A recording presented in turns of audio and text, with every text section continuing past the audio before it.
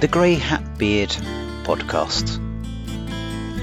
Hello and welcome to Grey Hat Beard Princess, show 61, part 2. If you haven't listened to part 1, go back and listen to it from a week ago. We covered all sorts of news like Viva Sales and how it helps connect people. We talked about the Microsoft Search AMA, how you can make your Power Apps look pretty, and how you can use that Microsoft CLI to get the latest fun things that have come with SPFX 1.15 on there, as well as some lovely chats about our first conferences as well. So do go back and give that a listen.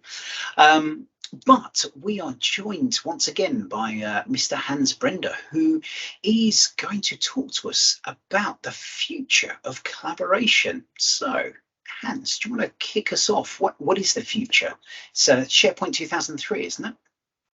No, not even. But okay, now we are in Germany. I have to say in Germany, we are at collaboration 0.5. So they are always struggle and want to do it, and still there with all the companies. I normally are working with mid-sized companies, enterprise companies, small companies, and it's always the same. You have to tell them how collaboration works, how collaboration will reduce your time you have to work with. And that is point one. And if we talk about the next generation, if you see, you have some things the people know. Word, Excel, PowerPoint. So if you want to have a list, you open Word and share Word. And if you have another thing like counters and other things, then you need Excel and share Excel. And PowerPoint the same. So for that, we have to go into the future, make it easier to the people to say, how does it work? And we have to change first going into Teams.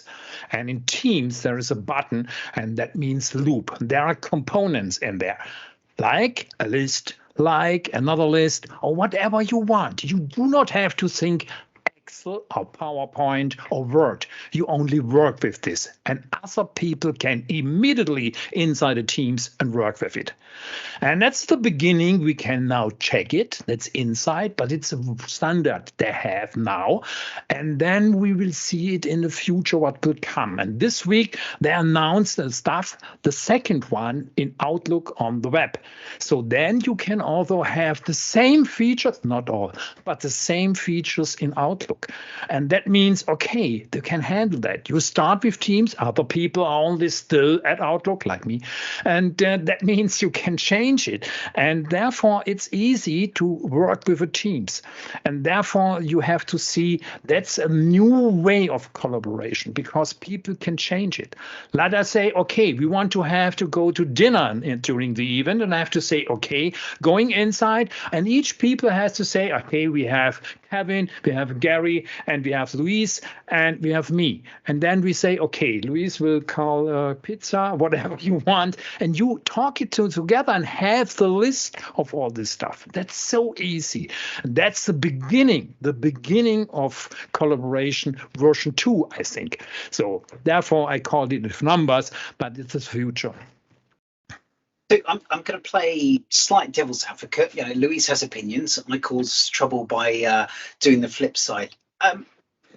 When I first heard about Loop, loved the idea and things like that. And then the Loop components came out, and I was like, well, you can kind of do a text editor, and is it really worthwhile there? Why couldn't you just spin up a SharePoint list and put links to there, or even, as you say, put documents where you can collaborate live on documents and things on there? If you put Loop in a chat, it kind of gets lost. You know, we were talking about search and the search AMA in there.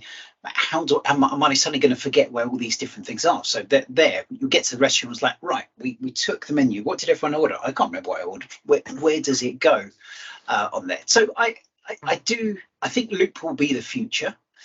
I kind of hope it comes sooner because I think a lot of people who are seeing Loop right now feel a little underwhelmed with it. And I hope that we can share across some of the excitement that will come with that and the benefits that will come, because right now it's kind of feels a little gimmicky at times, and I'm hoping someone's going to disagree a little bit, but it's nice. I've never found a good use case where the menu example, I use OneNote. and loads of people, we've done the show notes here, and it syncs perfectly. Sorry, it syncs occasionally with there and puts it in there. Why not just use OneNote? Are you saying that the benefit of Loop is it's going to be the same experience wherever you are?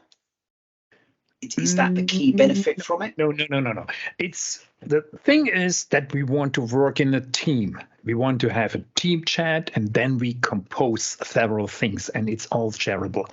That's the thing. It's stored in OneDrive with extension of Fluid, the Fluid framework, and we have to wait a little bit because these things have to go together, and it takes some time. Sometimes I have to say, okay, for the last 10 years, looking there, looking the next program, sometimes, that could be one. So in OneDrive, that was all the beginning. I started from the scratch and have to see and have some things with the Hurricane Katrina.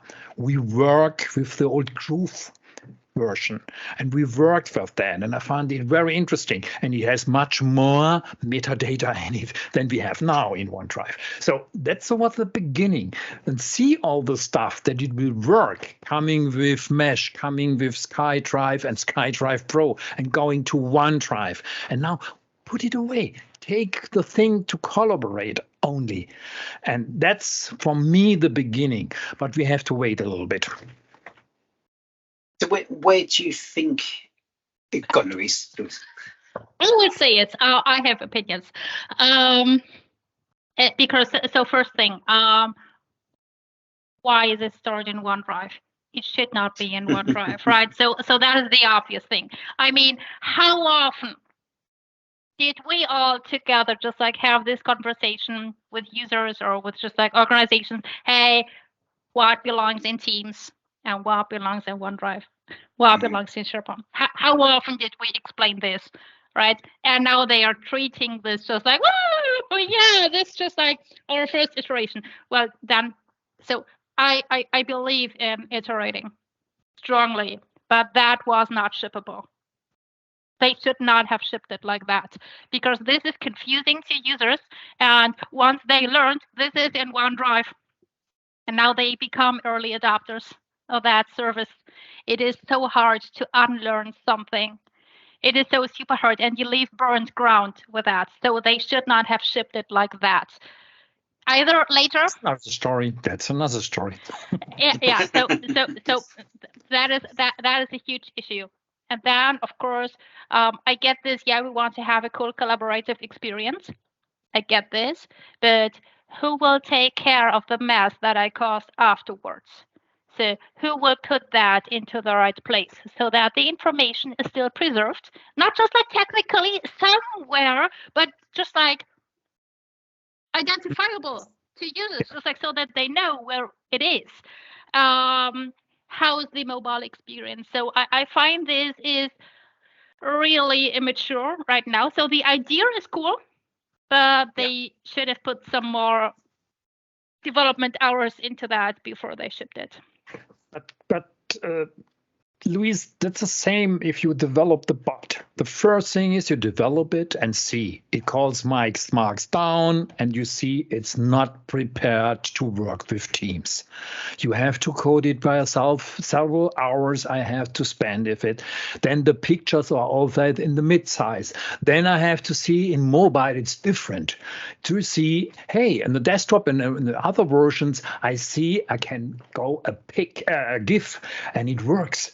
Not on the mobile. So there are so many differences of all the programs. Therefore, you cannot have the question, what is at the beginning? Then they do it a little bit here, a little bit there, and then then we have the second generation, then we have, okay, now we have to work again.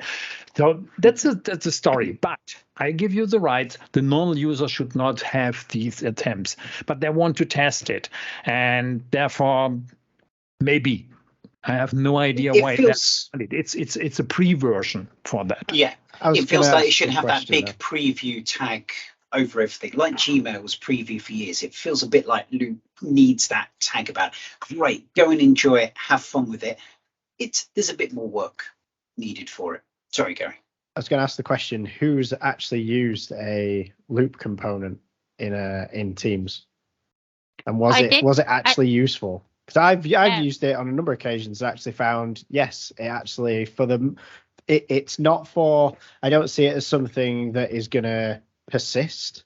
It's something that is a way of just speeding up maybe conversations that you're having at the moment. Like I can be in a chat with multiple people, building out a session, right? It easily can be done, right? It could be building out a session. I could have someone from marketing in there. I could have other advocates who want to have a look at it. I could have other people who I'm doing the session with, who's not even in my team, but part of that chat.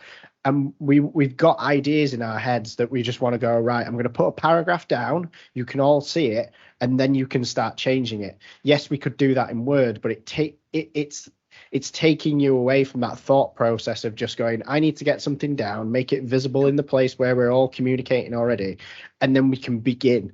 And then after a while, we'll see what we've built out as a starting point and then go, great, we'll take that forward. And then we might just leave the loop. We might never ever go back to it, but it's giving us that starting point to then move into whichever tool we want to use then going forward, whether that's a Teams channel or a Word document, depending on what the medium is that we've agreed to work in.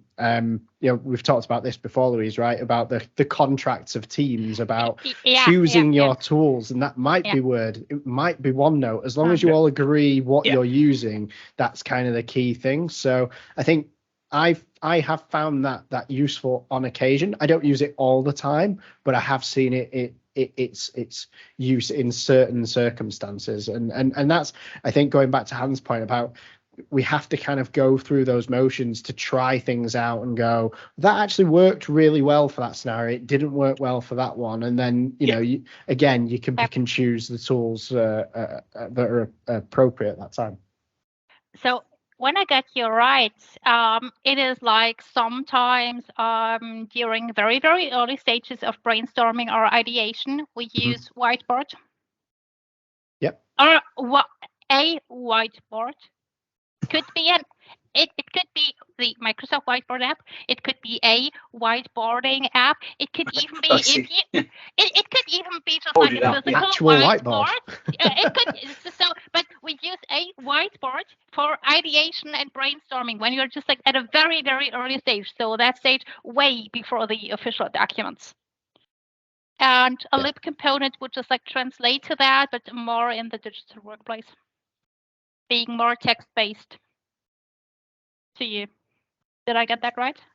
Yeah, for me, I that's where I think it definitely fits at the moment, and it being in a chat or in a group chat, I think is where it can kind of really show its benefits. In other areas, I'm not so sure, but yeah, that brainstorming piece of just, we want to get into this element of flow, right? When you've got ideas, when you've got an idea in your head, the last thing you want is someone to just turn up and try and distract you, or you have to deal with, which tool am I using, blah blah blah. I've got something there that I can just hit and I can use, and it does that for now, just so I can get things out of my head.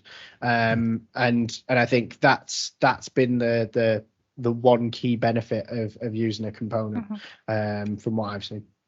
So it's just like super instant ad hoc collaboration that might be also just like a little bit chaotic due to the nature of that phase that which comes back to your whiteboard point, right? Yep.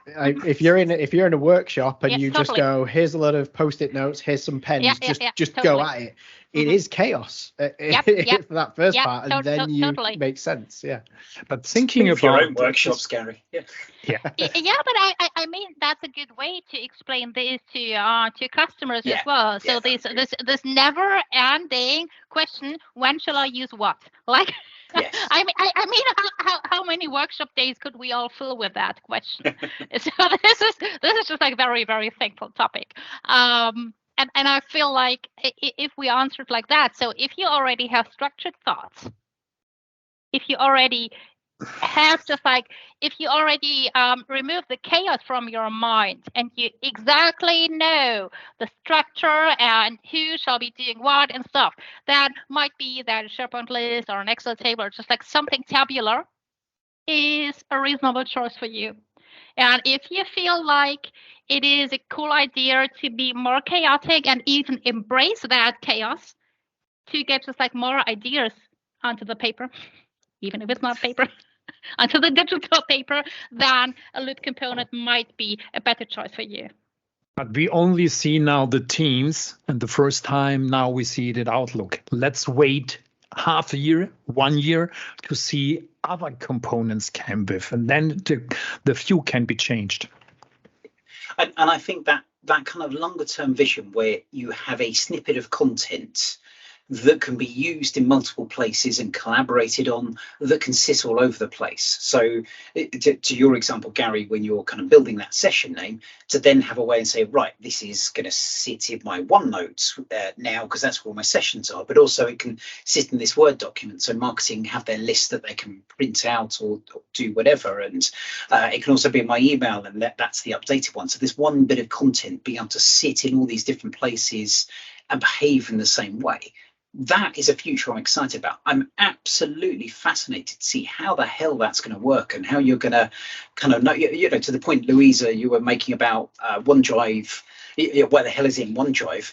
Where does this content go? It could be all over the place. You want it to be able to live in those different ones. And I'm fascinated to see how that evolution takes place. And I'm pretty sure people are thinking about that. But that I see as the future, where almost your Word documents are a collection of bits of content from different places. And we've seen it before with, I forgot what it's called, but you have that ability to have slides in a library that you could reuse. So if you had like big libraries, you could reuse those slides within there. That notion, but not just for PowerPoint, for everything, will be fantastic.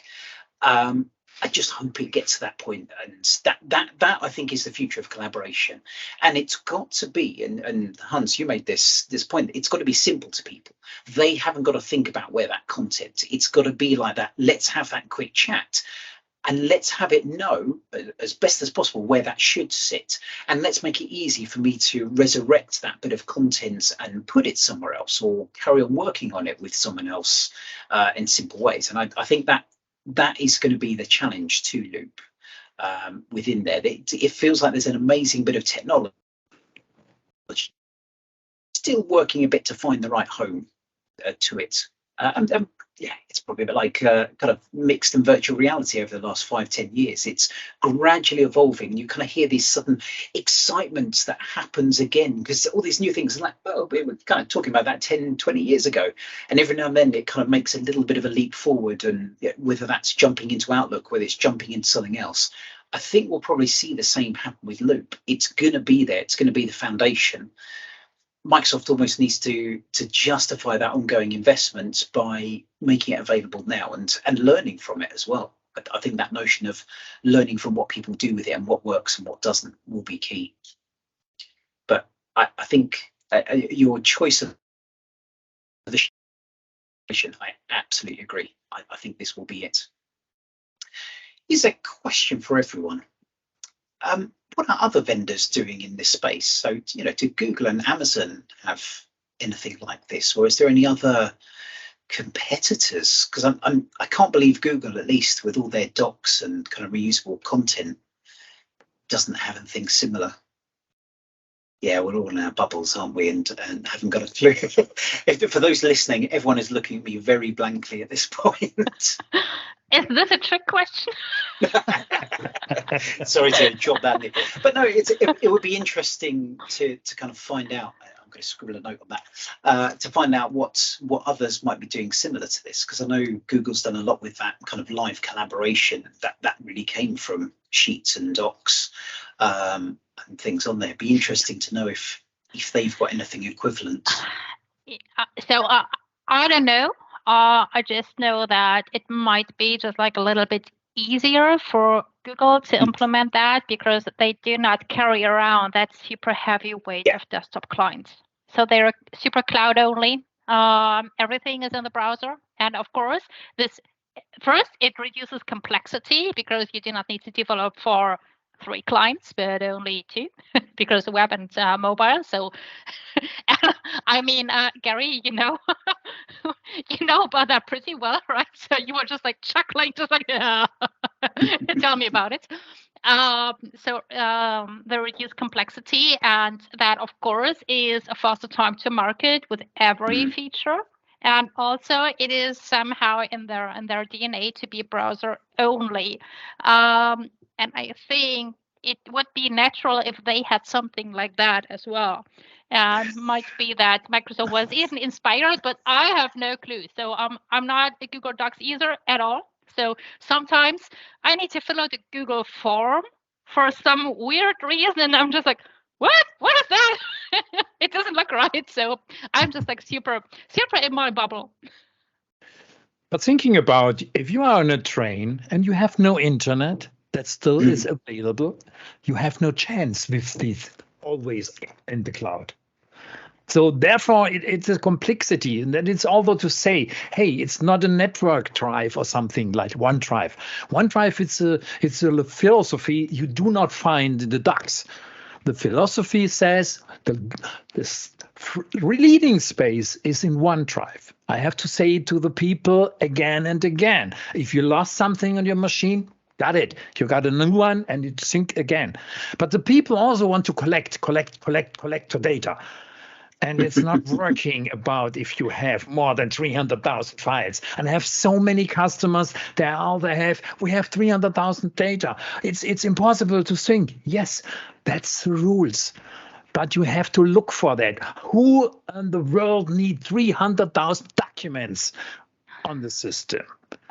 Well, we know where this comes from. So that is a cultural issue. That is not an individual issue of one user or of just like 1,000 users in one organization. So if we as an organization do not provide proper records management, if we do not have governance in place to ensure that right people see the right data at the right time, then of course people become information hoarders. And they become data hoarders. It's a trust thing, isn't it? It is a trust thing, because I don't trust neither the system nor the people, and therefore I will save a hard copy literally on my desktop, and then this is on OneDrive. So that is how that works. And if we work on the cultural issue, because that is the root of the cause, then we will fix that problem that people try to have 300K documents in the OneDrive. Mm-hmm. And of course, that limit is already ridiculous. Because I should have 100,000 files as well. The big one is one MVP. I do not say where it comes from. He has 1.3 million in sync and nothing works anymore. 1.3 million. Wow. Yeah. We have been speaking with a client recently who's got something similar, and it's an interesting conversation. They weren't quite so convinced with it. Well, just don't have that many. They didn't like that story quite so much. Just clear them up, right? So, I mean, on that note, we're talking about the future collaboration. There is 2 elements to the future collaboration. One is the technology, so putting Loop out there, making all these good things we talk about. The other is the people. How do we get people going along with that loop? And I think, Gary, you got the idea of kind of getting people involved in the chat and chatting with them. But how do we get people trusting this, as we said, that they won't lose their data? How do we get people building it into habits? I know, Gary, we talked about habits quite a few times on Great How Be a Princess over time. And how do we get people not doing stupid stuff like having 1.3 million documents synced? Sorry to whoever that is, Hans, and I hope I haven't got you in trouble there. But how do we make it so this future can happen? Because it's not just technology, it's supporting people as well. It's also a part of age. if you come to during my last workshop, I have some people and they say, okay, that was a company with 180 employees. And they said there are most old people, not so old as you, but that's the thing. The people are doing the same job 1 to 10 years. And they say, okay, I need only 5 years because before I retire, why should I do it now? People, it's for them, it's a tool. Nothing else, a tool to get further. And Microsoft is doing all the new tools and looks at the left side and the right side. And then the first one was deprecated because it's sometimes it has to be changed. And I think the young people could be a little bit more comfortable, but they have to implement that and look and play around of that. How to in a video, and maybe that will work for the younger people. I think our experience is against these tools, you understand? So therefore, maybe it's age also. So it's lost to us. We've got to wait for the younger generation to catch up. I don't know if I like that story, but I see what you mean there. I think the other thing we can do is take exactly what Gary said, is find real life scenarios and try and track successful things there. I've always said with Yammer, don't roll out Yammer, roll out something that happens to be on Yammer, because that is what gets adopted. You've got to get into people's heads to work out what they need. It's not the technology, it's the solution to something, and try and find things that fit with that as well. I loved your example of doing that at the session. I've been speaking a lot with Viva Explorers about kind of getting session names, and I think we might try that next time. I'm intrigued to know how it works with guest access as well, but that's a more techie story. Nice scenario. I like this. Guests is always like so. I always have two killer questions. Hey, mobile guests. Yes. Is it going to work? So if you want a PM, just like shut up. It's just like guests, mobile, and then it's just like very quiet. No. So how much does it cost? What about privacy? Job done. So when I still worked with users, which I don't do anymore because I did not have the patience anymore. So Code is way more patient with me than I am with users. that is really true. But when I still worked with users, it was never a question of age. It was never a question of experience. It was always if I could make a person be aware of what is happening right now and what will be happening next. Just like play this anticipating game. So if you feel like you're drowning in work, then it's up to you to get back into the driver's seat again. And now I have some tools for you who might help you with that. And you may choose a couple of them. That question was never about, but I'm 50 plus or I'm 55 plus. I do not want to change anymore. It is always like, hey, I will give you something that makes you feel powerful again, because we all want to feel that power, that we are just like ahead of work and that we are not drowning in work. Control, isn't it? Yeah. So we want to be in control. Everyone wants to do that. And if you instill that in people, they will listen to you and they can easily adopt tools. Of course, proper training is needed and there needs to be governance and blah, blah, blah, blah, blah. So that whole thing about adoption change management is still true and it's still valid and still is super important. Just that I am not doing that anymore. But still, I totally, it needs to be done, just like not by me. Yeah. Pretty please. But it is not about age, in my experience.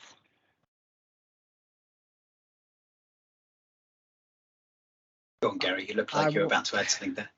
So Hans mentioned about kind of, I guess, we were talking about age, and obviously the ways you just mentioned your kind of counter argument on that. And I just think that the way that things are moving, we've talked about loop components. There's also what LiveShare got announced, Ignite as well. This move towards more real-time collaboration, and that I think is the key. And we were talking about whether it's called loop or it's fluid framework. Is there's a need for us to be able to collaborate much more real time than we have done in the past, because our real time communication was generally in a meeting, right? In face to face, where you would do things. But now our tools need to help us have that in this new hybrid world that we're living in, right? We're not all going to go back to the office. Let's face it, right? It's a different world now. Our tools that we need to enable us to collaborate like we did, or give us opportunities to collaborate like we did, need to start stepping up. So I think, yes, we've seen it in co-authoring in Word and in PowerPoint and things like that, but this is proper real time, right? It's instant, it's there. And moving that into something like a meeting where you can then collaborate real time on content that's being displayed in the meeting that you're all in, is going to enable you to work in different ways. And it's going to make that experience of remote virtual meetings a lot more maybe engaging, a lot more productive maybe than what they were of, people saying, oh, we still have to be in the same room for certain meetings. Well, as the tooling kind of gets better, maybe that's the case now, maybe it won't be in the future. And I think, the future of collaboration is definitely more real time. And it's pretty exciting, really. I think we have to see where it fits. I completely agree. And there's lots of different things, that will need to come later on, but it has to have a use case. And we were talking about this with Fluid Framework. When Fluid Framework first came out, everyone went, "This is amazing, but why? But where? How? But where and why?" And a lot of people in MVPs are saying, what's the problem statement? What is the problem you're trying to fix? So the technology's been there for a while, and now it's trying to find its home, and it kind of is. But now we need to try out how to use these tools to see if it can make us more productive, and work better, or work in different ways. So it's exciting. It's new, and there's always unknowns, right? There's always reservations, but there will be people out there who will go, nope, this looks good, and we'll tread that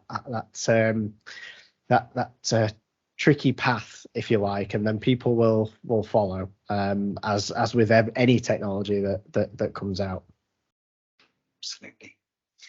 Well, I think it's probably time to wrap up there. Talking of technologies where you kind of see some cool tech and can't quite see some of the use cases, I see Leon Ormston has booked in a show soon with us to talk about SharePoint syntax.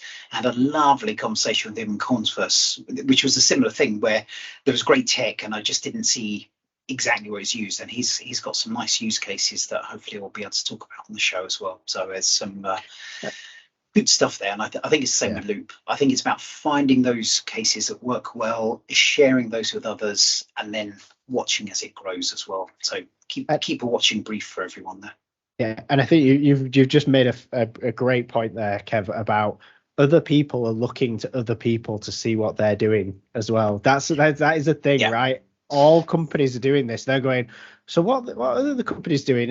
And you want to see the use cases, and it's like, who's taking that first step? People want to, but they're kind of like, well, if someone else is doing it, we'll do it. But it's like, who's going to be those first people? So we have to start sharing these stories, either as consultants or in the community, and that will help kind of drive this forward as well. If we don't talk about it, that thought as well, doesn't it? Yeah, of course, to other people. Totally. I mean, we're all just like super major believers in what community can make happen.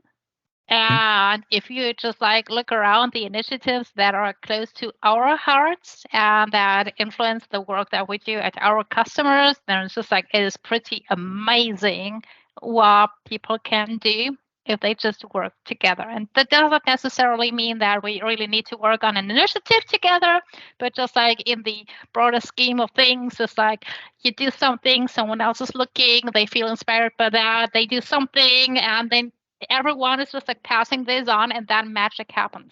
just like literally. And I think we all can feel that. I think it also needs both kind of people. So someone who's just like super visionary and can see something before a problem arises, and they see, hey, this is something I want to explore. I don't have a problem yet, but I will find something later on my way. And they develop something that is amazing. And then we still need to have the storytellers who then just like figure out how to sell this to people and how to find a problem that is solvable with that. And then, of course, we need people who can identify problems so that other people can then just like work towards that, so that we have a decent solution to a real world problem. And I think we need both of them. Yeah, sure. Absolutely. So I think it's probably a good time to wrap up. In terms of, with me talking about Loop here, I'm sure there's people going, right, how do I find out more? I'm kind of intrigued about how I can build my sessions together, and I've got an idea for a use case. I know, Hans, that Daryl, and I've just looked him up on Twitter and it hasn't got his surname, and I can't remember his surname. Webster, thank you very much. Yes, on He's LinkedIn, been doing some. He has a. It's Daryl as a service, so it is. Yes. You have to know one story. I sent Gary's him. like, oh, I remember him now. Yeah. Yes. I know that guy. Daryl. I sent him years ago a tweet about a job in US, and it was the beginning. After 6 weeks, he came over to us, and we are close in the same company with a tweet, a simple tweet about a job opportunity. So sometimes it's very, and he has a lot of Loop. He has also in LinkedIn a user group integrated and waiting for the stuff, and have announced although the Outlook annotation with loops at the first components. You have to look for them. So I'll put some links around that user group in there. Any other good resources that people should look out for? And so, I mean, that's the one that's always been my go-to for finding out the latest that's happening, Luke, is to check out that user group as well. I'll put links to the official documentation as well. Mm-hmm. And details there, but otherwise, thank you very much for stimulating a great conversation. It's I do love talking about the future, and I love talking about collaboration. Put the two together, and it's even in there. So thank you very much.